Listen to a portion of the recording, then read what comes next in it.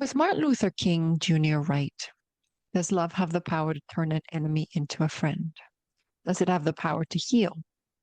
We're creating an inspiring documentary, Courage to Love, The Power of Compassion, which explores the extraordinary stories of those who have chosen to do the unthinkable, love and forgive even those who are most hurtful. Through their journeys, we will uncover the profound impact that forgiveness and love have, not only of those offering it, but also on those receiving it.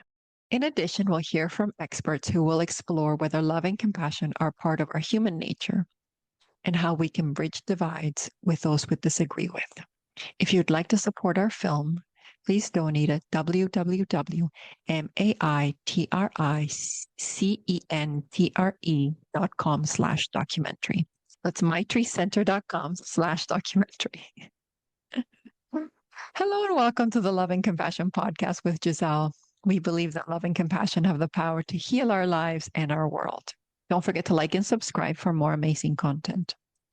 Today, we're talking about how love binds us with others, including those who have crossed over.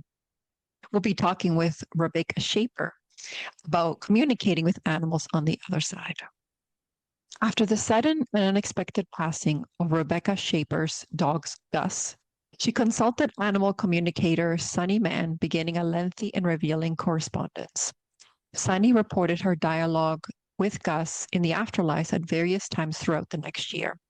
This moving story includes the transcripts of those psychic sessions, along with Rebecca's notes from her daily journal as she responds to both the earthly and spiritual guidance from Gus.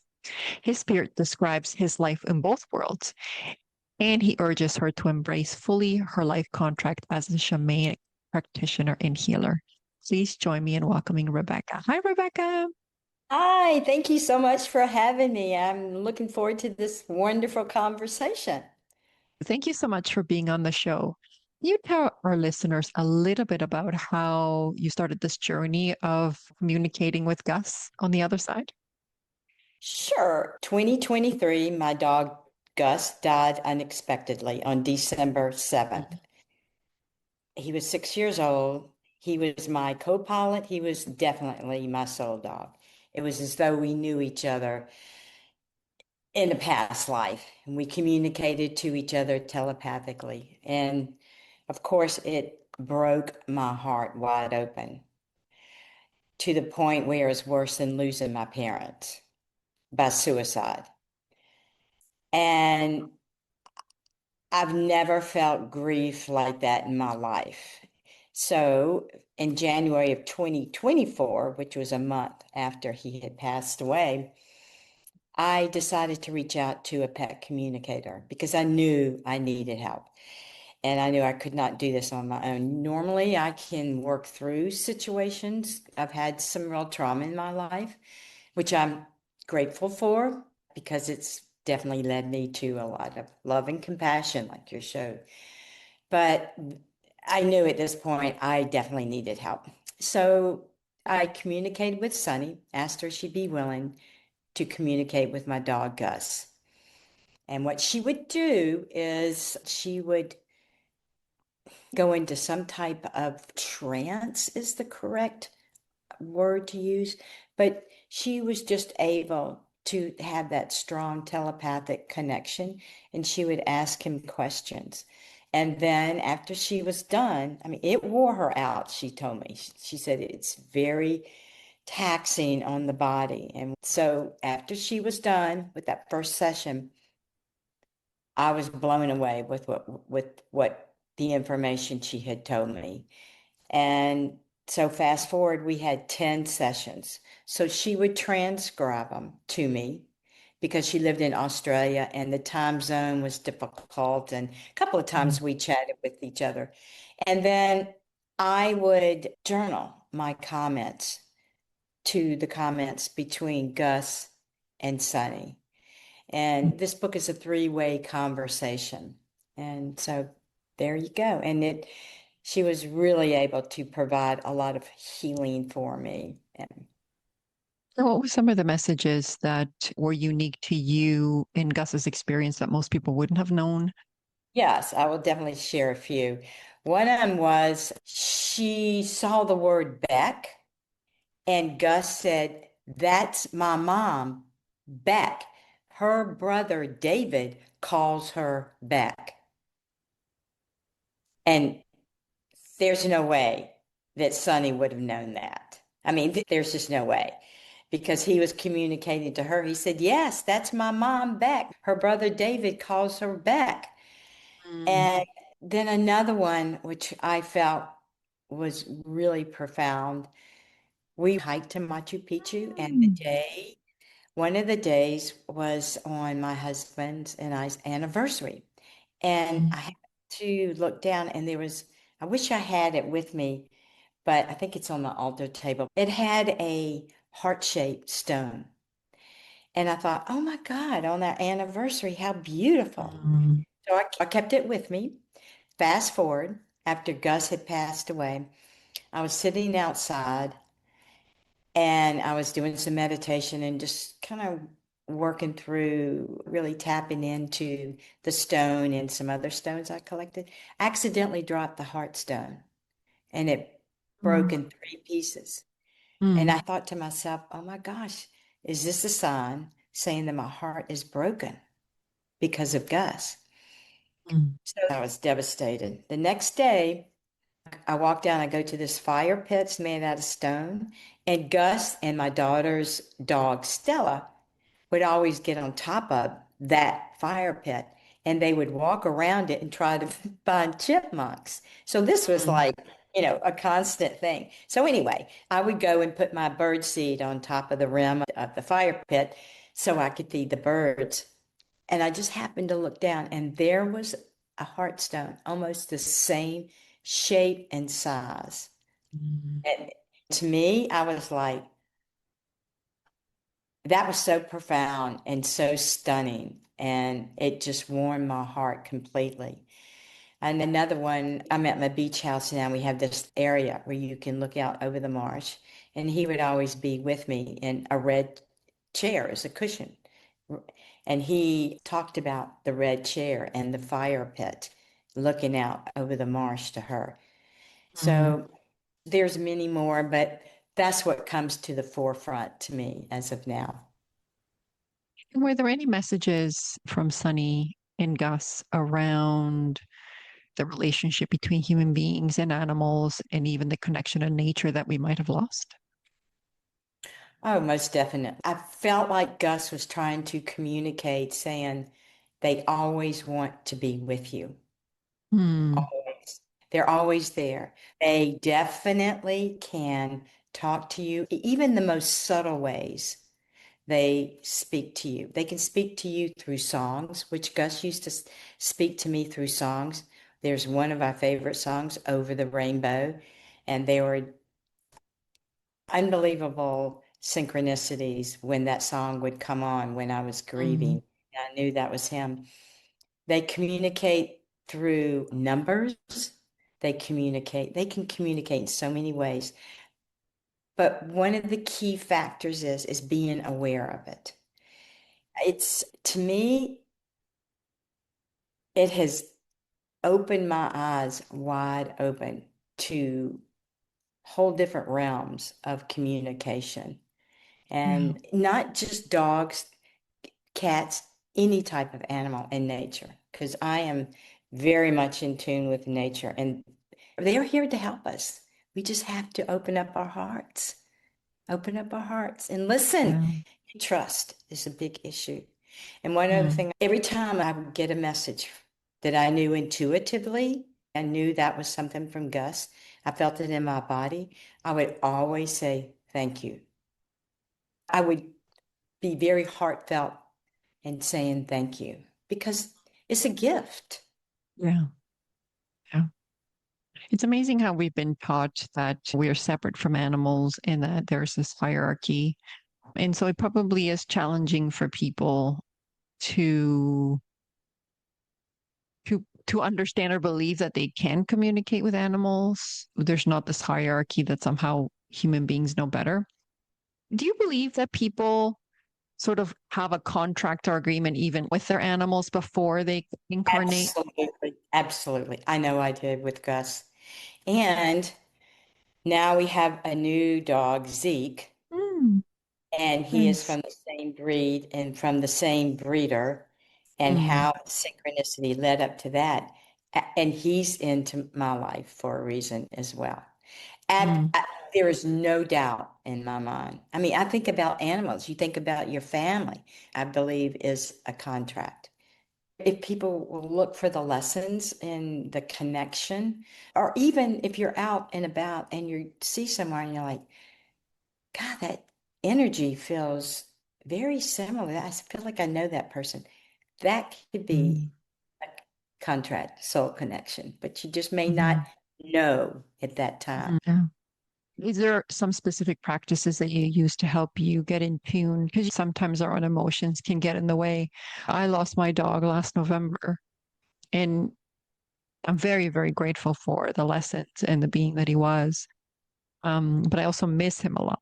And I know my kids are eager to get another dog, but I'm just like, it's not the right time. And I don't want another dog. I want my dog back, which is, And because yeah.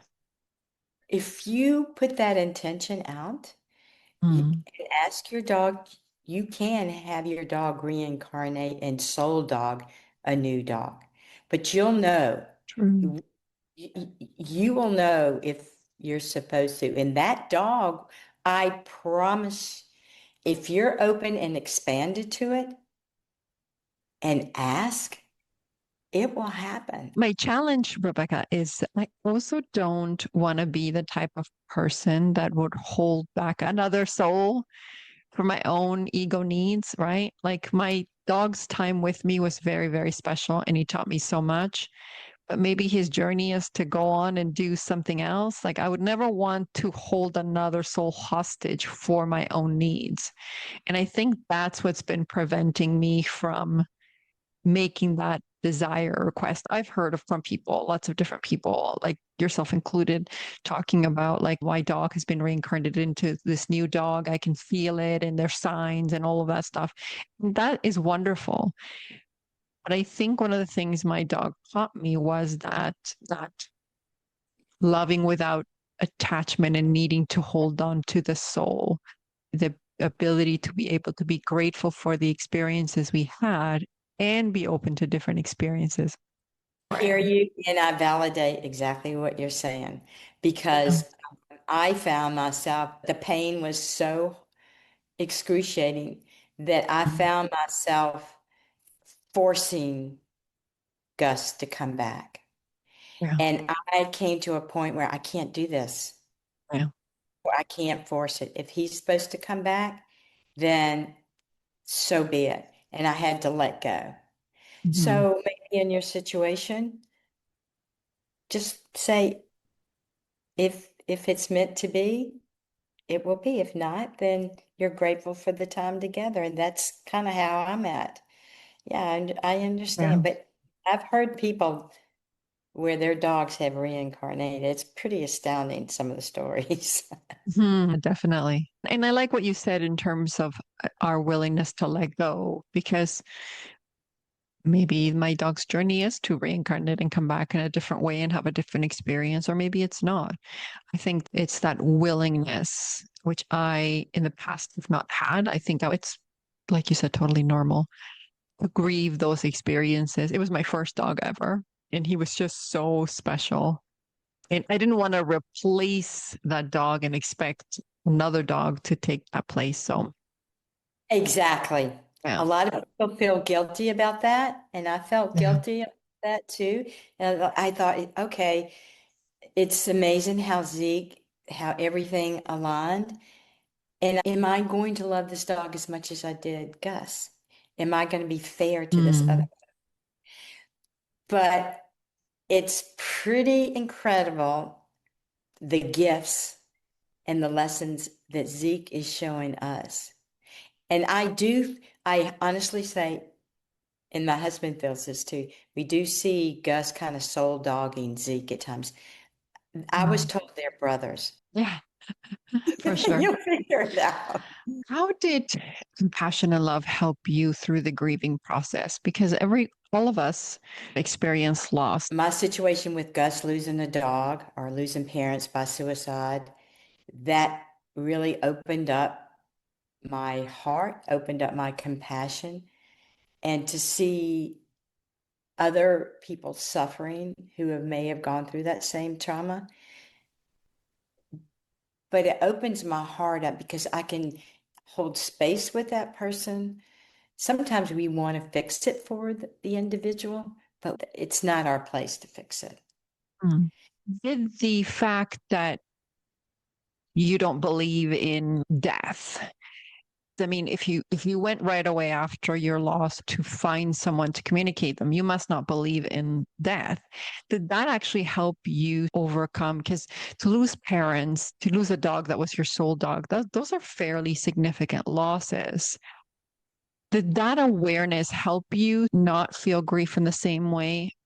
And what helped you gain that understanding that maybe there's a little bit more to life than just this bag of bones in this particular experience in time?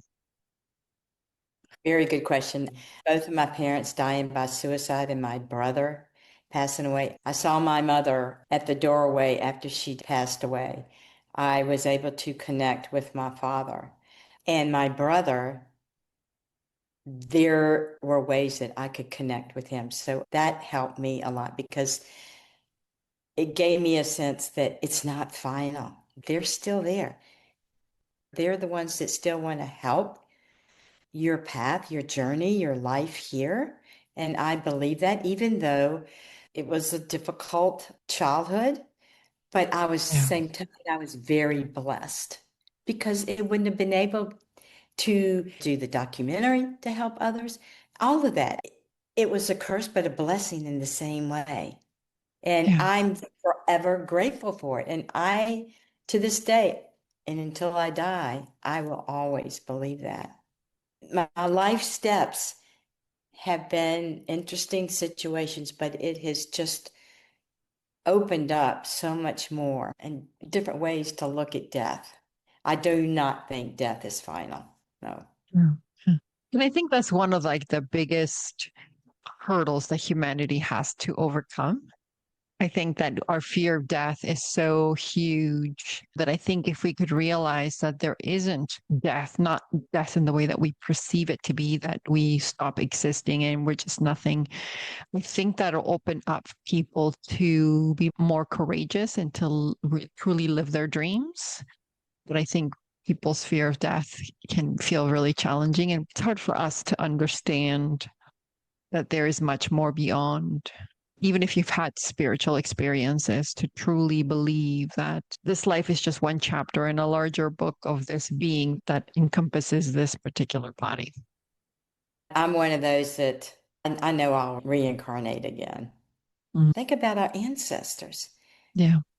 They're here to help, even on the land of wherever you walk. Everywhere you Mm. go, the ancestors are there to help. It's just opening and expanding yourself to Mm. tune Mhm. in. Yeah. So, were you aware before your communication with Gus that you had a life contract as a shamanic practitioner and healer? Or was it something that you discovered in your communication with Gus through Sunny or personally? I've always wanted to do that. You know, it's interesting you say that because I go back and look in my journals and I have written years and years that that's what I wanted to do. And so prior to Gus's death, it was 23 in October is when I started working with the Peruvian shamans. And when Gus passed away, he was pushing me on the other side. I don't know how he knew that. Here's the thing. I think dogs, even though if I was standing right here and say Zeke or Gus was here, they're so in tune to what we do energetically. I'm sure Gus was in tune to what I was doing. So, what are some of the things you've learned from your shamanic teachers about sort of this consciousness evolution that human beings seem to be going through? It's a balance between here and the upper world. Mm. We try to walk that balance.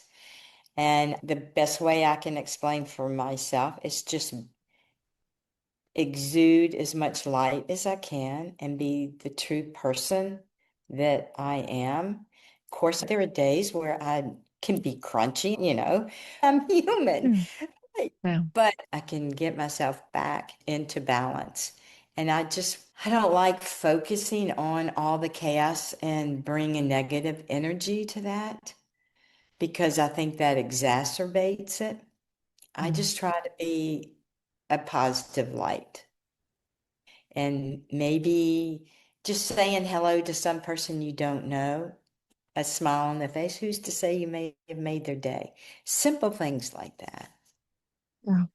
And I think you said two key things. Number one is the balance. I think that if we, each of us individually on our journeys, found a balance, then I think that then we could create systems that were more balanced than they currently are now and have leaders that, reflect that balance. And you mentioned the importance of little tiny things. People think, well, we got to fix the war in Gaza, or, there's all these other wars that are happening that are not being reported.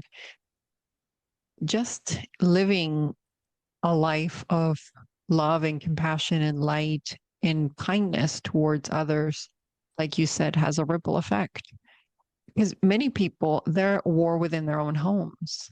They're in war Yes, within their own relationships, and they're not they're willing to more fix. within themselves. Yeah, and they're not willing to fix that, but then they want to fix the world, which really doesn't make a lot of sense because the world really is a mirror of all of us. And so fixing ourselves, I think, would go a long way in really helping us heal as a humanity. Okay? Yes, and I also believe we're having to go through all this to Mm, get to the light. yeah. Truly, this is a very phenomenal time right now in history. It certainly feels phenomenal. But it's like clearing all the stuff to get to where we really want to be. I know it's tough, but Yeah. we just have to stay strong and stay in joy, try to stay in joy. I go in nature all the time. That's my balance place, nature. Yeah. Yeah. No doubt. Yeah, definitely.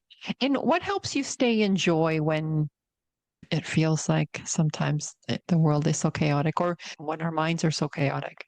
What helps you stay in joy? You mentioned nature. Are there any other things that you do to keep your joy? My dog, my husband, my family, of course. When I wake up and I look at the sunrise, it's just an experience that I have, and that brings me such joy. And I make it a point to do that every day and close the evening the same way, watching the sunset, because it's very important to me. Yeah, appreciating all the beauty Yes. that already exists. That's one of the issues with electronics, right? Like people really focus on their social media or electronics, but we're missing all the beauty and the wonder that is outside, that is present right It's, now. yes. It's even the subtle things in life.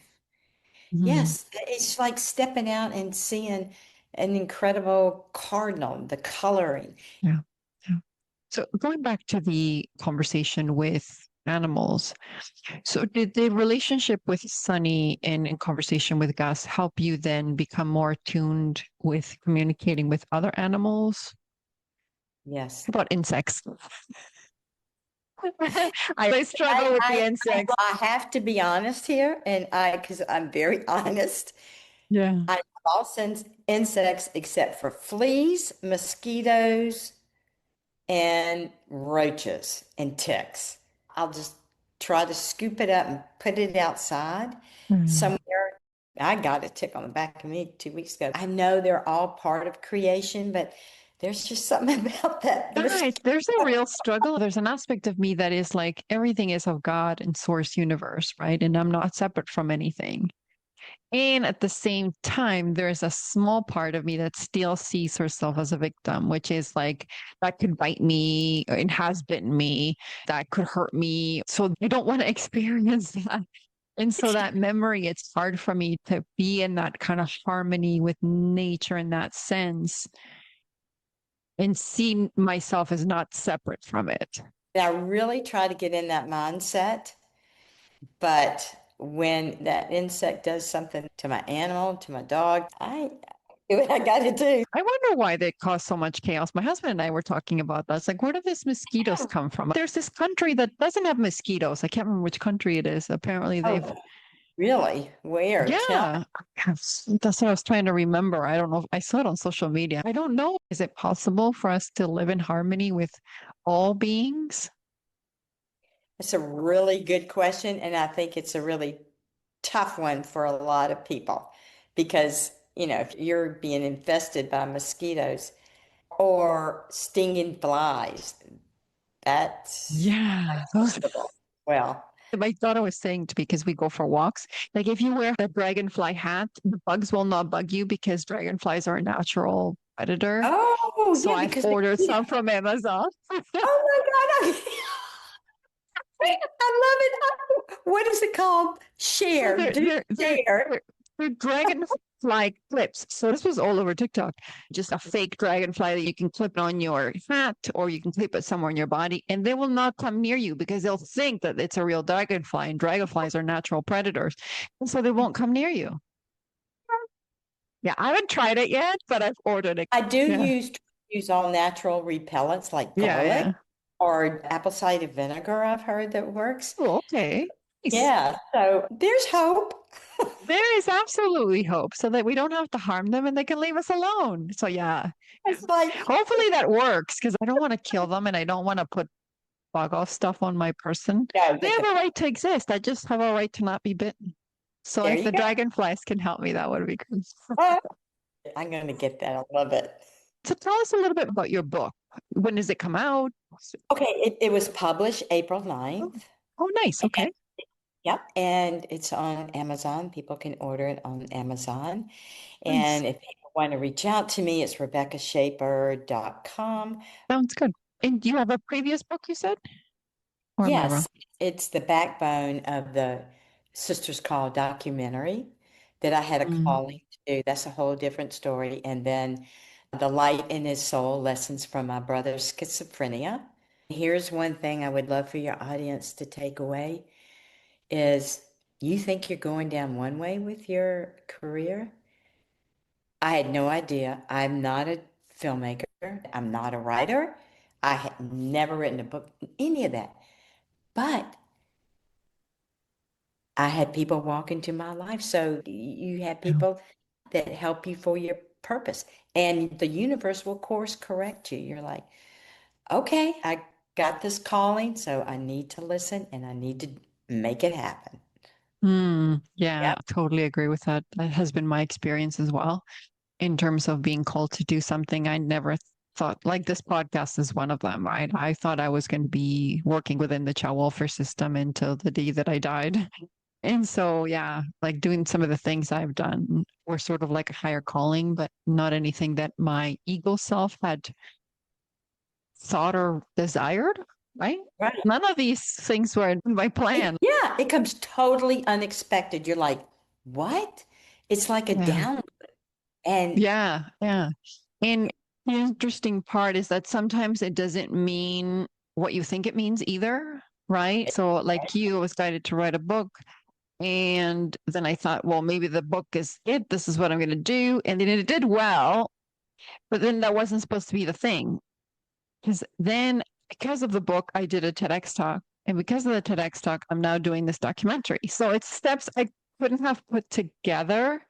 And what you had said earlier, it takes an enormous amount of trust, even with communicating with animals on the other side. It takes trust because it goes against the grain of what we've been taught. We've been taught that, seeing is believing, right? It's only what I can physically touch or feel with my senses that is real or truth. What helped you gain trust in your life in that inner guidance or voice? doing the documentary, it took 14 years. Oh, wow. Can Yeah. you talk a And little bit about it? sure, it's a documentary about my families when I was growing up. There's sexual abuse in there. There's alcoholism talked about in there. There's suicide talked about in there and mental health. Both my mother and brother were, quote, diagnosed with paranoid schizophrenia. And to this day, I'll never believe that. I think they were here in other dimensions. But anyway, Mm, my mhm. brother left and was missing for 20 years. But I Wow. always knew he was alive, always. And through a miracle, it was time for us to find each other. And he was the catalyst of the film. And that's when I got this calling. And I Mm, wanted to express to people that he's not this diagnosis. He is a person. yeah, He is an incredible, loving individual, very observant, and he passed away 2012. But his contract was up. And but the thing is, I learned so much through doing all of this. And I hope that people were able to relate that heavy medication isn't always the cure. And I fought yeah, for that for a long time. So it's a very vulnerable, very transparent. It speaks the truth, and it's a tough film to watch, but it's also a very happy film, and it gives people mm, hope, and it's through mm, forgiveness and mm. compassion. Which I feel are very important messages. It's interesting. I used to work at somewhere called CAMH, which was a center for mental health and addictions. Mm. And I used to help as a student run a social program for people who were diagnosed with schizophrenia. And I remember having a conversation with individuals, and they would talk about how, like, the awareness that they had when they would have episodes, some of the reasons why they didn't take their medication, especially young women, they would gain weight. And so they didn't feel that the doctors always understood the other impacts of the medication. And the stigma that they felt that was out there, like every person who is diagnosed with schizophrenia is violent and somehow is going to lead to them killing someone, which was not true at all. These people were very kind and generous and compassionate and vulnerable. They were more vulnerable to harm themselves than to harm someone else. But there's always this misconception because there's always so much fear. No, fear causes us to kind of dehumanize others, right? Because we're so stuck in survival. But documentaries like yours and conversations really help us have more compassion for others when we have greater understanding that just because somebody's going through something does not mean that they're going to harm someone else. And so I think that's a very important message. Absolutely. And I felt like that with the voices that he was hearing, because he was extremely empathic. Mm. And Hmm. he was just tuning in. And my mother, same thing. They were tuning in and they didn't know how to channel all these voices that they were hearing Yeah, from of different dimensions. course. Yeah. So, last question. What is your definition of unconditional love? Oh, that's such a good question. Hmm. Seeing the person for who they really are. Mm. Hmm. Let them be seen for who they really are Mm. without any judgment. Yeah. Yeah. If you could remove the lens of judgment, we could see each other as authentically as we truly are. It's a Exactly. beautiful way to end. Thank Mhm. you. And I thoroughly Mm. enjoyed this conversation. I'm so Yeah. glad we could connect. Yes, me too. Yeah. Thank you so, so much for being on the show. And thank you for those who tune into the Love and Compassion podcast with Giselle. Bye. Bye. Thank you.